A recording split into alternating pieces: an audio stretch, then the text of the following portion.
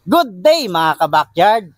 So mga kabakyard, may bago tayong update dito sa ating Gapi Farm. Ayan, nakita nyo, meron tayo, nagdagdag tayo ng mga planggana rito. Ayan. So ang laman nito, yung mga juvenile na. Ayan. Tapos meron ako ipapasilip sa inyo, ito, ayan, yung sinabi ko sa inyo nung nakaraan na ating project. Ayan, sinisimulan ko na siya ngayon. So ipapakita ko sa inyo.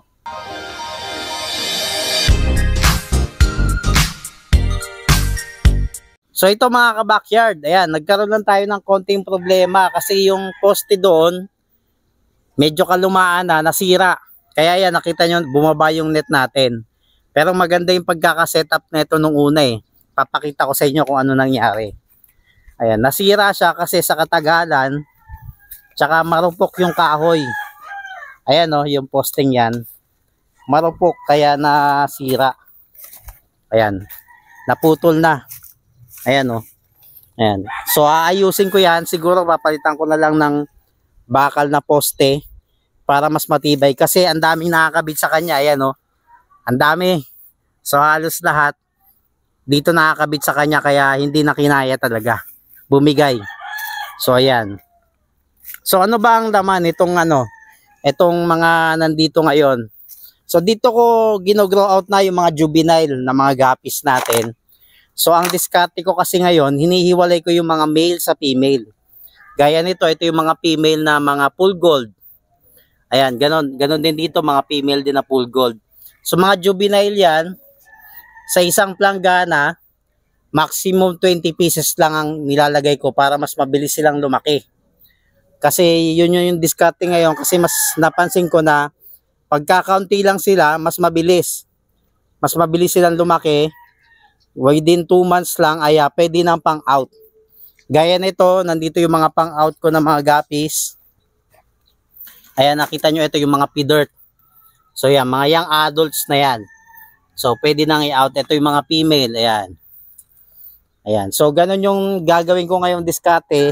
Dito ko na sila palalakihin hanggang sa maging pang out na sila. So pupunin ko yan hanggang doon sa dulo.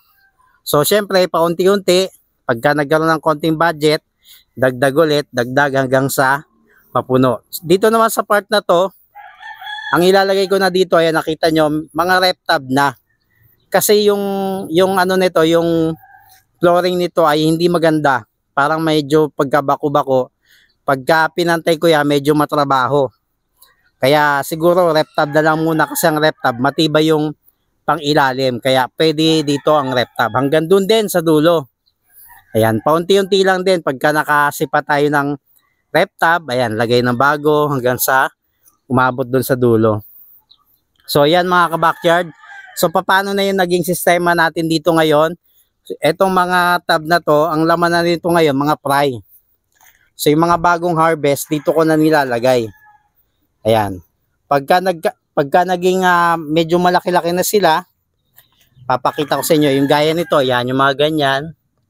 Sa rep tab na yan nilalagay. So andito yung mga rep tab ko eh. Pakita ko sa inyo. So sa rep tab ko na sila ilalagay.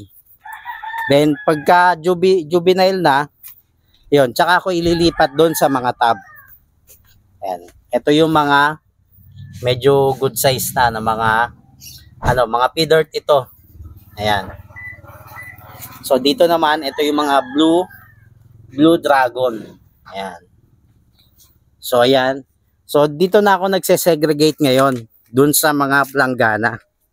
So doon ko na nililipat lahat ng mga juvenile hanggang sa maging pang out na sila, yung maging market size na. Ayan. So yan yung ating bagong update ngayon.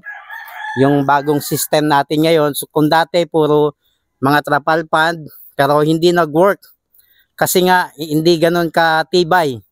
Nabubutas yung pang ilalim kaya hindi siya masyadong nag-work dito sa atin. Kaya ngayon nagbago tayo ng system. Ito na, papalitan natin mga planggana hanggang dun sa dulo. Sa tingin ko ito talagang magtatagal kasi hanggat hindi naman nabubutas yung ilalim ng planggana ay tatagal siya. Tsaka importante ito, ayan, yung net shades, ayan, napakalaki ng impact nito. Kasi pagka wala nito, mamamatay yung mga gapis natin kasi sa sobrang sikat ng araw. Tsaka yung mga planggana na yan, lulutong. Kasi nga dahil dun sa matinding init. Kaya kita nyo, ayan o, kita nyo ito. Ayan, dinoble ko nga yan, ayan o.